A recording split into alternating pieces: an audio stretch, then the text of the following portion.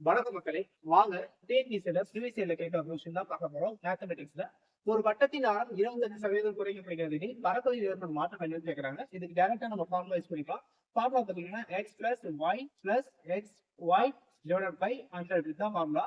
இதுல எவ்வளவு சதவீதம் குறைக்கப்படுதுன்னா 25% குறைக்கப்படுது. நம்மளுடைய பாயிண்ட் ஆஃப் வியூல எவ்வளவு சதவீதம் குறைக்கப்படுகிறது அப்படின்றத நம்ம மைனஸ் எடுத்துக்கணும். சரிங்களா? -25 வந்து குறைக்கப்படுது. அதே மாதிரி ரேடியஸ் வந்து பாத்தீங்கன்னா பக்கங்கள் ரேடியஸ் பேஸ் பண்ணி தான் இருக்கு. சரிங்களா? அதாவது நம்மளுக்கு ஒரு சதுரம் மாதிரி இந்த லென்த் பிரச்சனை மாதிரி நம்ம எல்லாம் கன்சிடர் பண்ண முடியாது. சர்க்கிள்னா ரேடியஸ் மட்டும் தான் நம்ம கன்சிடர் பண்ணுவோம். அப்ப இது ஒரு ரேடியஸ், இன்னொரு ரேடியஸ். ஏன்னா நம்ம ஏன் அதை வந்து ரெண்டு விதமா எடுக்கணும்னா பையார் ஸ்கொயர்னு மென்ஷன் பண்ணதுனால ரேடியஸ் வந்து 2 வாட்டி எடுக்கணும். அதனால ரேடியஸ் இந்த இடத்துல 25 வாட்டியும், ஒய்க்கு அதே 25 கொடுக்குறேன். இப்ப எக்ஸ் ஒய் வந்து மைனஸ் மைனஸ் இருக்கு.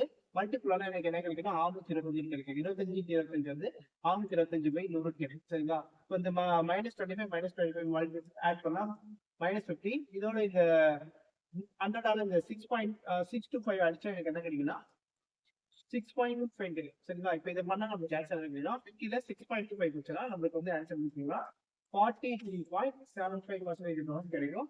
நம்மளோட ஆன்சர் வந்து ஏல இருக்கு. சரிங்களா? புரிஞ்சிருக்குன்னு நினைக்கிறேன். அப்போ வந்து அந்த பரப்பளவு ஏற்படுற மாற்றம் 43.75. அதை நம்ம மைனஸ்ல சொல்லணும்னு அவசியம் கிடையாது. ஆன்சர் வந்து பாசிட்டிவ்ல கொடுத்துருப்பாங்க. சரிங்களா? இதை நம்ம மைனஸா கன்சிடர் பண்ண அவசியம் இல்லை. Thank you friends.